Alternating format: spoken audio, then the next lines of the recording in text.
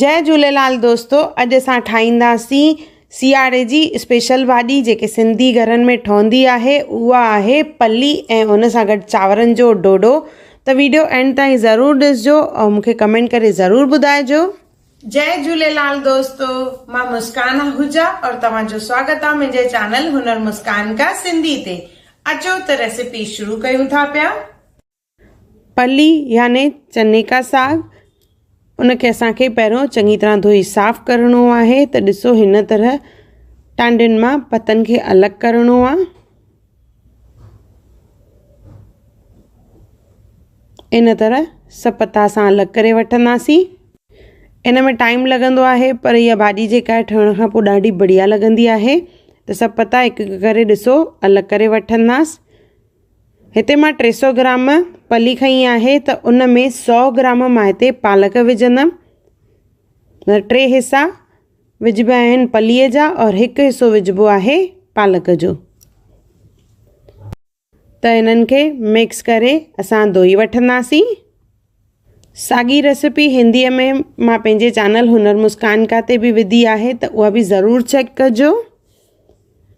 इनखे चङी तरह धोई रखियो आहे। हाणे मां अचो त हाणे खणंदासीं हिकु कुकर, उन में विझंदासीं तेल या घी लॻभॻि 3 खां 4 चमचा। तेल गरम थी वेंदो त उन में विझंदासीं असां बसर। 3 बसर विधा आहिनि, बिल्कुलु सनो कटे विझणो आहे। और गॾु विझंदासीं इन में सावा मिर्च और इनखे असांखे भुञणो आहे लॻभॻि हल्को नासी रंग जो थिए याने लाइट ब्राउन कलर थिए तेसि ताईं इनखे असांखे भुञणो आहे। ॾिसो जीअं बसर जो कलर हल्को नासी थी वेंदो त उन खां पोइ हिन में विझंदासीं असां 3 टमाटा और इन्हनि टमाटनि खे असांखे सिजाइणो आहे। इन जे लाइ चङी तरह मिक्स कंदासीं और इनखे चङी तरह सिजाईंदासीं और गॾु विझंदासीं इन में लूणु और मसालनि में सिर्फ़ु विझणी आहे हैड ऐं ॻाढ़ा मिर्च। सो इहे 2 ई शयूं विझंदासीं, हैड ऐं ॻाढ़ा मिर्च। घणनि मसालनि जो इस्तेमालु न थींदो आहे हिन भाॼीअ में। इन्हनि खे चङी तरह मिक्स करे टमाटे खे सिजाइणो आहे और जीअं सिजी वेंदो त उनखे असां हल्को सो चिथे वठंदासीं। पहिरियों बाहि खे तेज़ रखिणो आहे और उन खां पोइ बाहि खे सिम करे छॾींदासीं जीअं टमाटो सिजे। और बाहि सिम हूंदी त इहो सड़ंदो न। ॾिसो टमाटो लॻभॻि कचो पको सिजिजी वियो आहे। त इन में हाणे असां विझंदासीं पालक और पली जेका असां धोई ठाहे रखी हुईसीं। इनखे विझी मिक्स करणो आहे। जीअं जीअं मिक्स कंदासीं तीअं इहा पालक ऐं पली जेका आहे सुसंदी वेंदी। बिल्कुलु अधवञी थी वेंदी। ॾिसो पालक जो जेको पाणी निकिरंदो, टमाटे जो जेको पाणी हूंदो, उन में ई असांखे इनखे सीटियूं हणाइणियूं आहिनि। एक्स्ट्रा पाणी न विझंदासीं। पर तव्हांखे अगरि लॻे पाणी सफ़ा सुकी वियो आहे त हल्को सो पाणी इन में विझिजो, अधु कटोरीअ जेतिरो। कुकर बंदि करे इन में 3 सीटियूं लॻाईंदासीं। हिकु कटोरे में गिदामिड़ी पुसाए रखंदासीं। त थोरी सी असां लीमे जे साइज़ जेतिरी असां गिदामिड़ी खणंदासीं और उनखे धोई करे असां पाणी में पुसाए रखंदासीं। हिकु कोप जेतिरो पाणी विझंदासीं इन में और लॻभॻि 15 खां 20 मिंट असां इनखे पुसाए रखंदासीं। उन खां पोइ मैश करे इन जो पाणी असांखे भाॼीअ में विझणो आहे। हाणे ॻोहींदासीं अटो। चांवरनि जो डोडो ठाहिणो आहे त चांवरनि जो अटो खणंदासीं, उन में थोरो सो लूणु विझंदासीं ऐं पाणी विझी करे नरम अटो ॻोहिणो आहे।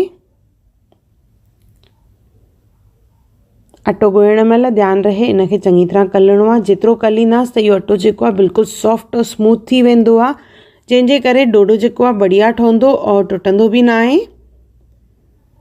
त ॾिसो हिन तरह असां कंटिन्यूअस अटे खे थोरो मसलींदासीं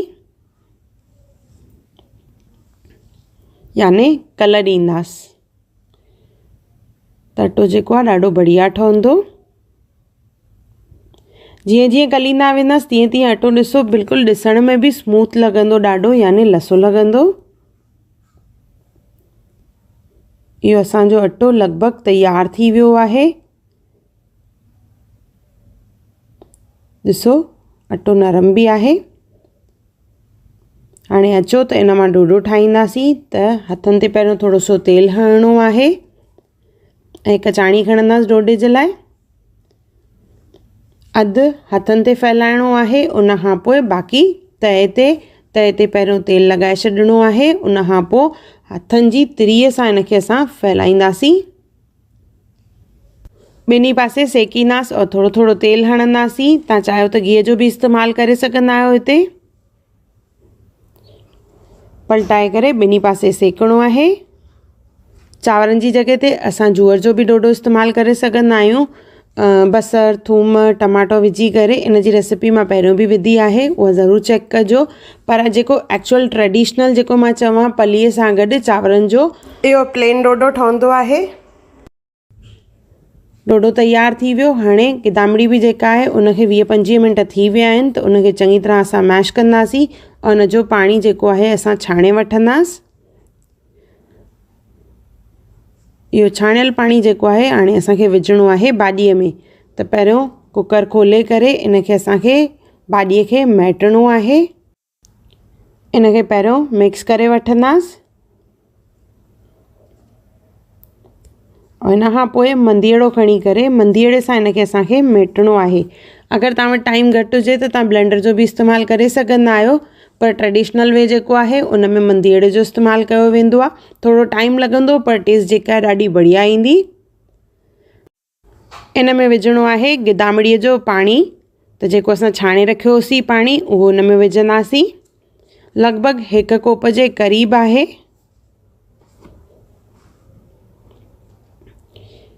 इनखे चङी तरह मिक्स कंदासीं और हिकु दफ़ो इनखे बॉइल करे वठंदासीं।